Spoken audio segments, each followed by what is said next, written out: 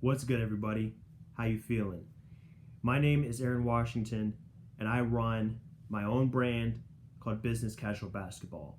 So before we get anything else started, if you're wondering why BCB is at the end of my name, that is why.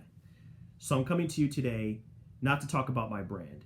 This doesn't really have much to do with my hobby, so to speak. This is more about my experience from NBA Summer League 2019. Before I get any of that started, I just want to make my intentions clear in this video. This is all about telling you guys what my experience was like. It could be different for you if you decide to go out there or you've been out there already. Of course, we're all different people. We have different preferences. We're looking for different things. We're all looking to take something differently out of our experience from whatever it may be. NBA Summer League, All-Star Weekend, just one game out of a 82-game schedule, whatever it is. For me, I really just want to let you guys know what my experience was like. If you're thinking about going, I really hope you'll take the time to watch this whole video, because there's certain things that you may not know. You don't really pick up on watching on TV, just hearing people talk about it in passing. You really have to be there to know the ins and outs, the logistical details, the environment, the culture, even the weather. You just don't know unless you've been there yourself. So that's what I'm here to do, just to set the record straight. That's it. So going into this video, it's pretty ironic that today is the day I decided to make this, because as of today, you may be watching this a week in the future, 2 weeks, a month, whatever, but today is July 11th, 2019. I went on my time hop this morning as soon as I woke up, and lo and behold, I see a video from last year saying my biggest regret was not going to NBA Summer League. So I knew that at that time I had to make it happen somehow. I saw the players, I saw the coaches, I saw the front office staff, I saw the fans, I saw the different experiences you can have, the different activities they had. I knew I had to be a part of that. I knew it. Because as an NBA diehard, not just a casual fan, but as someone that lives and breathes this game, I had to be there and see it for myself. So that was my main priority. It's been on my mind for a whole year, guys. At least a year, if not more. So going into this year, this NBA season, it was on my mind heavy. I knew I had to be a part of it, so I made travel arrangements way back. Now, going to the very beginning of this NBA Summer League experience, my plan was pretty simple. I wanted to be out there a few days. You know, I couldn't afford to take a whole week off of work, right? In the middle of the summer, you got to get that bread somehow. So I had a general plan in mind, but I still wanted to kind of refine my approach and figure certain things out as we got closer to the date. So I don't have the exact date right here, but I'm guessing that the date that I booked my trip for NBA Summer League was May 18th, give or take a few days. It was the middle of May. I booked it, and I set my schedule up to be like this. July 5th, I arrive. I leave on July 8th. That was Friday to a Monday. 4 days, 3 nights in Vegas. I talked to people that have been there. People on Twitter that have been there for various reasons, business, fun, whatever. And they told me that the best thing to do was to go for the first weekend. That's when the hype is at the highest level. That's when the games are hitting the hardest. You get your first peek at the recent lottery picks. And it's before that time where people start to get burned out. Because believe it or not, people go out there for almost the entire time. I have people that I met out in Summer League that are still there. And they got there when I was there. I left 3 days ago already. Okay? And they're still there, and they're going to be there for the whole rest of it. Summer League doesn't end for another 4 days. It started 6 days ago. You add that up, that's 10 days. That's a long time to be in Vegas just to watch basketball, okay?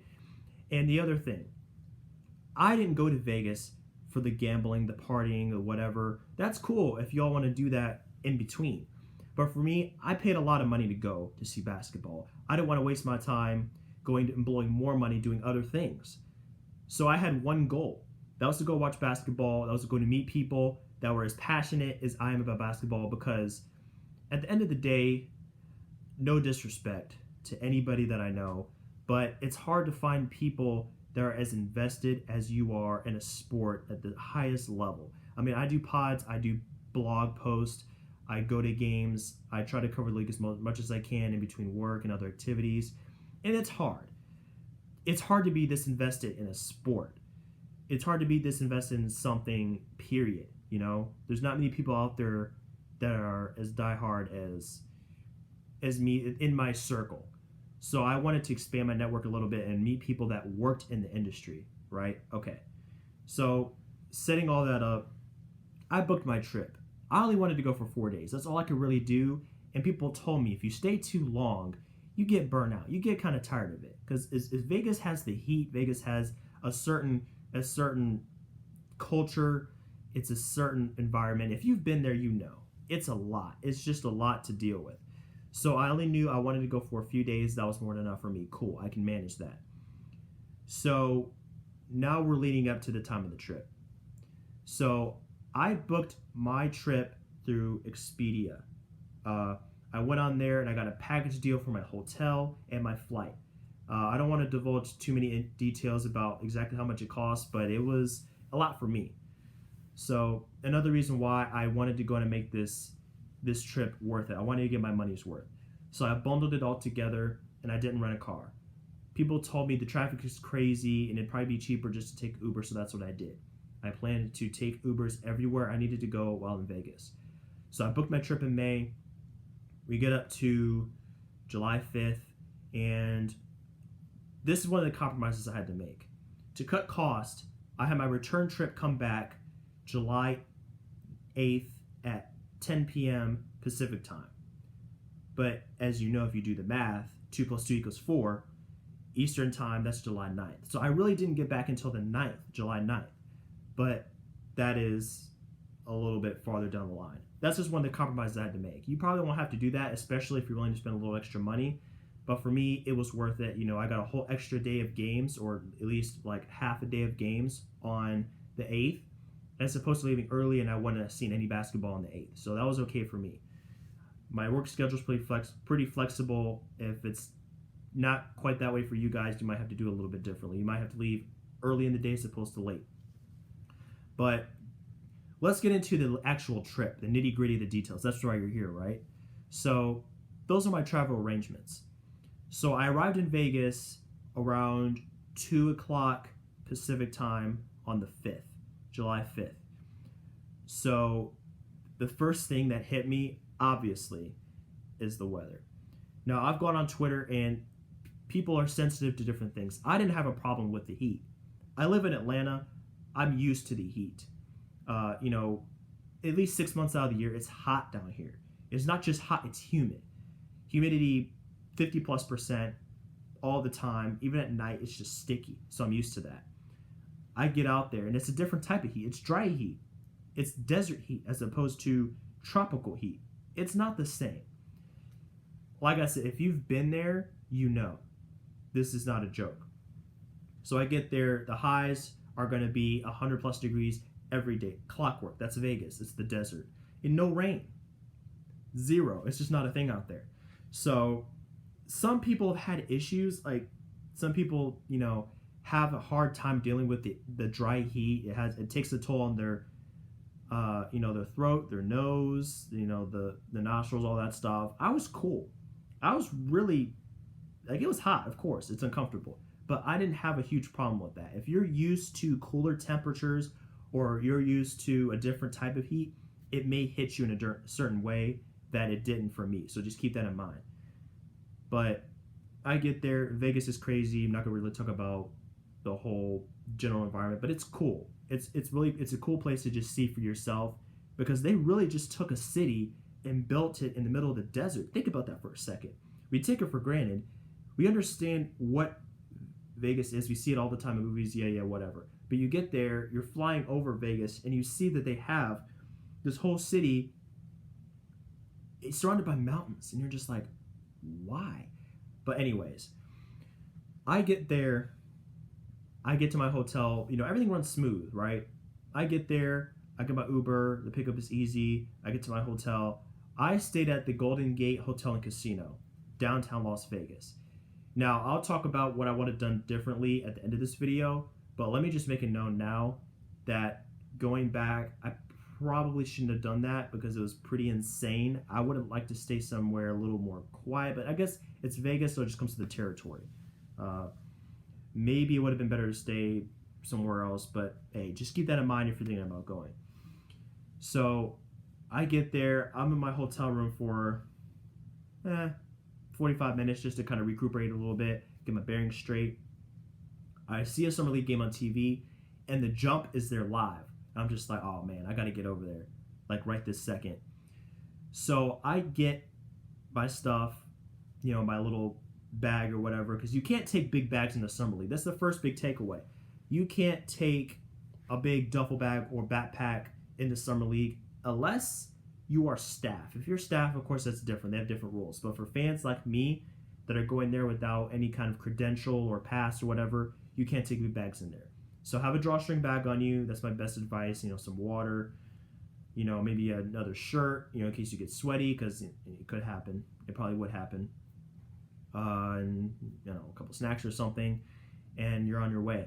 So, I get there, no problems, walk in, check my bag, I'm in. And instantly, even when you're just pulling up for the first time, you see Thomas DeMack. When you see places that you've watched on TV for years, it's a whole different sensation. You have the signs, you have the banners that say Summer League. It's all right there for you. So you walk in, and you're just like, wow, I'm really here. That was my thought. That was my initial thought, is like, I really made it, And I'm not even there working for a team. I'm just there by my own accord, my own decision. I wanted to be a part of that experience. So I walk in. The first thing I do is I take a lap around the concourse. I need to know what is there before I even step into the actual arena to see basketball. I wanted to know what was around. So one of the first things I did was go to this booth that The Ringer has. If you're not familiar with The Ringer, they're an excellent outlet for basketball, entertainment in general, even TV shows and movies. But their basketball content is what I'm there for, and it's excellent. There's some great writers there like Jonathan T. Jarks and Dan Devine, Haley O'Shaughnessy. They're excellent. They're some of the best at what they do, which is writing and bringing quality content in the form of written, just written content. So I went to their booth. I didn't instantly recognize anybody, but I'm sure they're there. They work for The Ringer or whatever. They had a photo booth. You hold up one of their little props, their signs, a basketball, a jersey. You get a picture. You get it sent to you. So you have a little photo shoot going on there. That's cool. They have Pop-A-Shot. Got to have Pop-A-Shot. It's kind of mandatory in this place. NBA 2K, they had about 4 stations set up for NBA 2K. For what I could see, it was Xbox. Maybe they had something different, but it was mainly Xbox One, 2K19 is what they had playing. Played a couple games with some kids. I got beat. Hey, I'm rusty, okay? That's my excuse. I don't play 2K much these days, but that's another story. Keep going around the concourse. They have this little booth set up. I think they have podcasts there every once in a while. So you're going to have people there for media. Some people are with the team. This is the other thing. Everybody has these lanyards on that signify what they do. So some people are there for media, like the writers, the podcasters, the bloggers. They're there for that. You have some people that are there for the venue. So they're there working for the Summer League itself, UNLV, that central location. And then you'll have some people that are team affiliated. So they're there working for a particular team. So maybe you'll have a Detroit Pistons scout, Indiana Pacers scout, a Cavs scout, front office staff. They work in basketball operations. They're going to have the team lanyards on. And then you'll have the people with the broadcasting lanyards. So they're there commentating, things of that nature. They'll have another type of lanyard. So if you see somebody with a lanyard on, they're big time. They're working for a team. They're broadcasting. They're working for Summer League itself. So they're doing something right. And I really hope that one day I can walk in with a lanyard on my own, whether it's a media pass or a team pass, and really just cover it for business. And that's another thing. I was going to say this till later, but I want to address it now. The experience is going to be different based on why you're there. So I was there as a fan. I was there to get autographs. I was there to get pictures. It was a little bit of business too, because I did want to meet some people, which I did. I met some people that I've known on Twitter for a while. I've done podcasts with. I've spoken with, just trying to get advice. They were there too. So it was really great to be able to get to know them, catch up with them, and have overall just really great experience. Now that was for me. If you're there working, it's going to be different. If you're on staff, you have certain obligations. I didn't have to be anywhere. I can go wherever I wanted, whenever I wanted. I can go as I please. But if I was with a franchise, that's completely different. So those are different things you have to keep in mind. But for you, you're probably looking to go as a fan. So be sure to take a look around, take it all in. Just get a good bird's eye view of what's going on so you don't miss anything, because that's the last thing you want to do is miss something. So you're going to have the podcasters there. You can kind of watch them do their thing live. You keep going around. You see the 2K. You see all that stuff. Another thing, they have a player's lounge. And I can't remember who the sponsor was, but they had this little, it's kind of like a private room. You'll see people with MGM Resorts shirts on. I think it's like the Budweiser Lounge. I believe that's what it's called. Don't quote me on that. But you walk in and, they have like a little bar set up. I think they have like a pool table. It's more of like a formal location. And I believe that's where they had some big time autograph signings. Now, my time there, only 4 days, they only had one player, and that was Pascal Siakam. I messed up because they have a set time for autographs for that player. Siakam was 3:45. I want to say it was my second day there. I want to say it was Saturday I had him there. So I'm pretty sure they don't do this every day. But for that one day, they had Pascal Siakam taking autographs. So I said, cool, I need to jump in line. So I go over there probably at like 3 o'clock.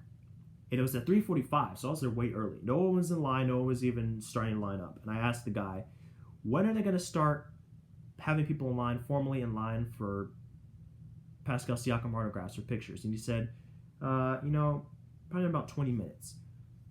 So I made a mistake of going into some food and coming back in 20 minutes, and the line was halfway down the concourse. So it was a wrap for me. It was GG. So if you want to be a part of that, Budweiser Player Lounge, be sure to get there early. I would say probably like 45 minutes early. You're going to miss some game action, but it'll be well worth it if you can get a picture or autograph of the player like Pascal Siakam, one of the great up-and-comers of this game. That was one of my biggest regrets from Summer League, not getting his autograph. But anyways, this is about staying positive. So if you're there 45 minutes early, you jump in line. As soon as people start gathering, you're going to be just okay. Don't be me. Don't do what I did. That's a recipe for disaster.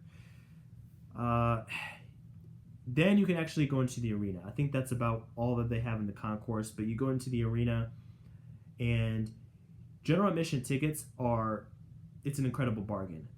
So I probably should have mentioned this earlier, but before I even flew out, I bought my Summer League tickets. You want to do that as early as possible, especially when it comes to day one, because they sold out probably in a few days, because that's when Zion Williamson was making his debut. So be sure to get those tickets as early as possible. I would do it maybe even a couple weeks before Summer League starts. Go and get day one, get that out of the way.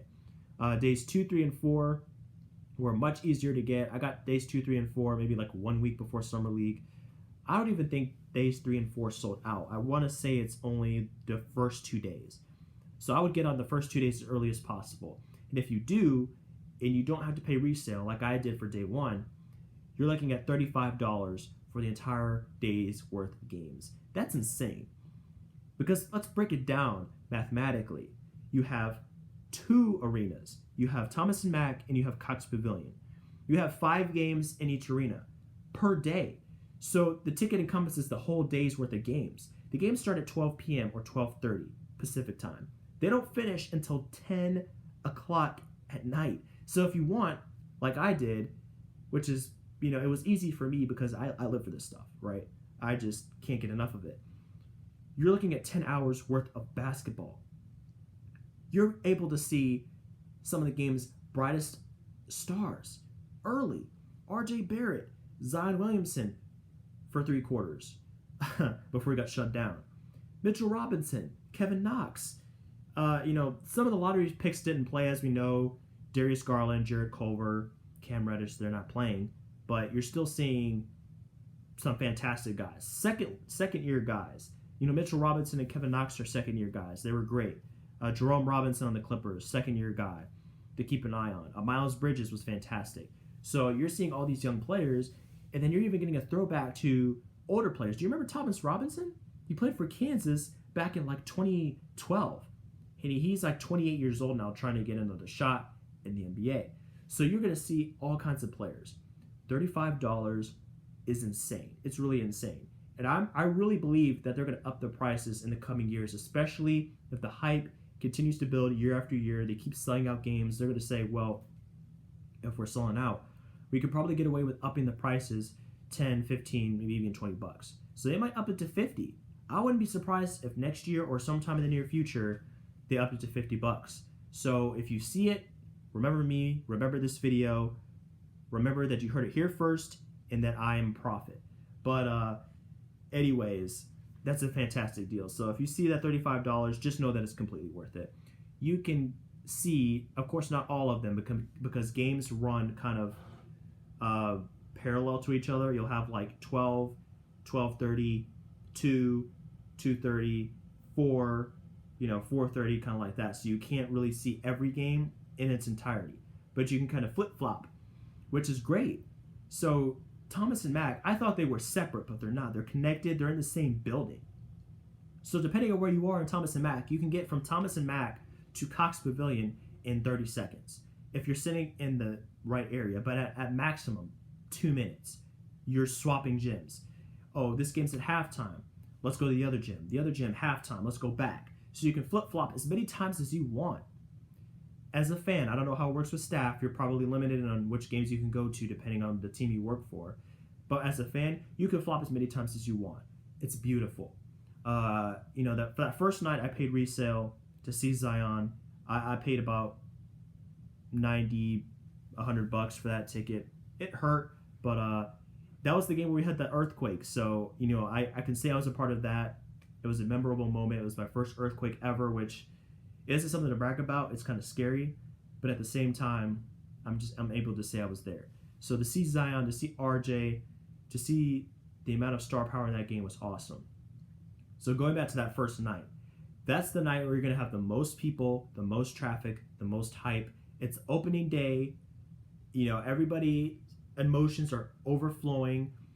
RJ and Zion are playing against each other. The first and second pick of the draft going head to head. The Knicks already have this mind-blowing fan base, so many Knicks fans, and then Pelicans are on this whole new hype train now that their team is on the come up after losing Davis. They have all this talent.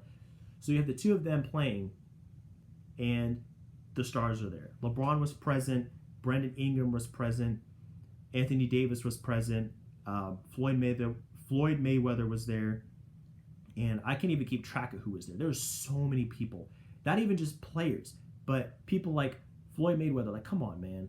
Like, you see any kind of star you can think of in these games. So for day one, my best advice to you is to get your tickets early. Get there early. Because if you don't, you're sitting in the 200s, which still isn't bad seats. I was sitting in the 200s, but it was center court 200s. It's not bad. So if you're not there early, you're not going to get in the bottom level. It's going to fill up pretty quick, as early as maybe an hour before the game starts. So be there early. Do yourself a favor. Don't take any chances. So that game was wild. Shut down because of an earthquake. Lost out on another game. It was canceled, but that's okay. The rest of the time, everything was smooth. We didn't have any more tremors. Things were great. But overall, zooming out for a second, overall, to look at these people that I have respected for such a long time. I'm not just looking at the players. I'm looking at team personnel because I want to be one of them one day. I want to be front office. I want to be basketball operations. You see people dapping each other up all the time. You see people hugging it out all the time. You see people chatting, laughing, joking. just just getting into it. It's like, when you see one of your friends after, I don't know, a few weeks or something, you dap them up and you're like, hey, bro, we need to get together soon. We need to. It was kind of like that. You see all these people, everybody knows everybody. That's one thing I've learned working in the sports industry for a few years now. Everybody knows everybody. The NBA is a family, it's a circle. I have this picture right here. You probably can't see it, but it says Heat Family right here. The NBA is a family, guys. It's a tight-knit community of people from different upbringings, different cultures. It doesn't matter where you've been. It doesn't matter the color of your skin. It doesn't matter what team you play for, your size. None of that matters in the NBA. You're all kind of part of the same family, the same community. So that was very apparent to me, and I love that about the NBA. It's one of the main reasons why I want to work in this industry for the rest of my life. It brings people in from different cultures, different upbringings, different places, and unites them for one purpose. I love that. I really do. Everybody was so cool with each other. I love that. The players were cool with coaches and GMs, and that's another one of the great selling points about Summer League. It's like, hey, you can come in and get a ticket. You could be up in the 200s watching Zion, but the next second you can walk around the concourse and just throw a name out there. Because if you go team by team, you look at the top 5 players from any team in the NBA, I promise you, I 100% guarantee you at least one of those players were there during Summer League. I'm not even kidding, guys. One of those players, top 5, top 3 actually. Oh, the Wizards, Bradley Beal and John Wall were there. The Timberwolves, Wiggins and Towns were there. The Hawks, John Collins and Trae Young. I can go down the list. They're all there. Giannis, Anthony Davis, LeBron, Kawhi. Maybe not Kawhi. I don't think he was there, but you throw out almost any player from any team that's a star or a borderline star, and they were there. So that's one of the great selling points. And skipping forward a little bit, I didn't get my first big opportunity to meet somebody until the last day. The last day I met Brent Barry. If you don't know who he is, look him up. Great basketball mind. OG Anunoby and Pat McCaw from the Raptors, 2 NBA champions. Pat McCaw in particular, super cool dude. He was taking pictures with everybody. They're just chilling in the concourse, guys. I'm not going back into the locker rooms. I'm not going back into a private section that's reserved for staff and players. This is right there in the open. Like, if you go to a game and you meet up with some friends and you're just kind of dapping it up in the middle of the concourse talking, that's what they were doing. You have to keep your eyes open at all times. Head on a swivel. You never know who you're going to run into. You can run into NBA champions. You can run into NBA superstars. You can run into coaches. I was sitting in the concourse charging my phone. My phone was always dead, guys. Be sure to keep a charge on you because you're going to be taking a lot of videos and pictures. That's another word of advice to you. But I'm sitting there in the concourse charging my phone. Walking right by me, probably less than 10 feet away, Scott Brooks, head coach of the Washington Wizards, right down that way. It's incredible, guys. It's really incredible.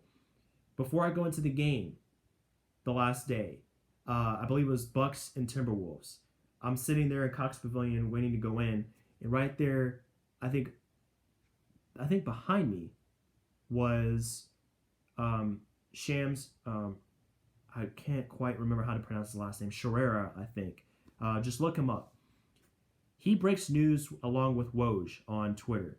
He works for The Athletic. He's one of the premier newsbreakers, reporters in the league. He was sitting there right behind me. Crazy. When people were coming out, while I was waiting to come in, walking right by me, like literally this close, guys, right here. Thomas Robinson, remember I just talked about him, walked right by me. Luka Samanic, draft pick for the San Antonio Spurs, walks right by me. Any number of players. I'm walking down the stairs, down the benches to go out and meet somebody. Jarrett Culver, drafted by the Timberwolves this year, like right here, man. it's crazy. That's one of the first things that stands out to me being there is being in such close proximity with players that you really just love to watch and really love to see up close. And you're really just reminded they're real people like you and me. They're not superhuman. And it may seem like it sometimes, but they're just like you and me. And it's hard to understand that until you're standing 5 feet away from them, you know? And you really see that, oh, they're just dapping it up like you and me. They're just watching, they're watching ball, they're laughing, having a good time. That's one of the great things about Summer League. Everybody is back at 0-0. There's no records. There's no postseason. Everybody's just kind of equal playing field, and everybody's just happy, having a good time. So I love that about Summer League, guys. So this video is already going a little bit longer than I would like, so I'll try to wrap it up here in a very concise fashion. So all of that together just kind of confirmed for me how badly I want to be in the NBA. I'm taking steps every day. I'm doing what I can. I'm trying to meet the right people. It's hard, but I think the journey is worth it. I was there Friday, Saturday, Sunday, Monday. The only 2 days where I was there, I was in Vegas the full day was Saturday and Sunday. Saturday and Sunday, I got there at 12:15, 12:30. I didn't leave until 10 p.m., but it didn't feel like it. And if you're really a diehard fan, you really live for this stuff like I do, it's not going to seem like 10 hours. I promise you. You're going to be like, wow, that felt like 5 hours. You're seeing all these players. You're too busy having fun. You're too busy like living out a dream. Like for me, this is on my bucket list. So it was a no-brainer to step into this arena and spend my whole day there, foregoing shopping and whatever else Vegas has to offer. I was like, I'm here. I'm invested all day. It's not going to feel like it for you guys if you really love ball. So I'll say that it's easy to spend the whole day there, at least most of the day. If you want to leave a little bit early and get some food, I totally understand. My sleep schedule was jacked. My eating schedule was jacked. I missed meals. So maybe not the greatest as far as from a health standpoint, but overall, it's fantastic. So it confirmed for me, and maybe you need this as well. If you just need to know, like, do I really want to do this, or am I just a fan? And for me, I realized that I went as a fan. I didn't have a lanyard, I didn't have a badge, but I want one. And for you, it might be that you go there and you realize, I don't really want a badge. I don't want to have to be there 10 hours. I can do 7, but not 10 or 12. It's a good way to confirm that. So if you're on the edge or you're really thinking about it, I would say go for it 100%. Just to have that clarification. And even if you don't want to work in it full time, it's great just as an experience. Go get a couple friends. Go fly out for 3 days, a weekend, just to be able to see it and say you were there. I promise it's worth it. I really do. And it makes you realize how far you have to go if you really think you know the game. I used to think I knew the game in and out. I don't. I really don't. I'm on Twitter all the time. I'm watching all these games. I went there and I met up with people. I'll shout out Jeff Siegel real quick. It was great meeting you if you're watching this video, Jeff. But he runs this website called Early Bird Rights. And I'm really surprised that an NBA club has not picked him up yet, because he does excellent salary cap analysis. He breaks down trades from a financial standpoint. He's been doing off-season previews in all 30 teams, so on and so forth. I met with him. It was only about a few minutes that we got to talk. But just hearing guys that had the mind for this, that have been doing this for years, that I've covered in the highest level, and that are actually on par with people that work in the league, even if they don't, man, it changes things for you. Opens your eyes like it did for me. Like, I need to watch more film. I need to watch more games. I watched 200 plus games last season. That's nowhere near enough. I need to be on top of this. More games, more reading, everything. So it makes you realize how much these people know being professionals, or even just be associated with professionals. You don't have to have a badge on, but even Twitter people. Like, I met Max Levy. Max, if you're watching this, it was great meeting you as well, man. He does a lot of great content for Mavs Draft Twitter. And, he's going into depth about guys that I've never heard of in my life. I'm just like, who is that? Guys on other teams, I'm just like, oh, he was drafted 55th in 2017. I never even knew the guy existed. So things like that will really put everything into perspective for you as far as what you know and what you don't. And we all need a reality check sometimes. I know I did. So if if you want to know more about the game, even if you just want to be a more educated fan, you can't go wrong by jumping on NBA Twitter and go meeting some of those people in Vegas. Try to link up with some of them, message them, say let's get some dinner somewhere, let's meet up in the concourse, let's go down to the second row. One of these games, I was in the second row. I was 10 feet away from Montrezl Harrell, a few feet away from Bradley Beal, Spencer Dinwiddie. They were walking right by me getting autographs.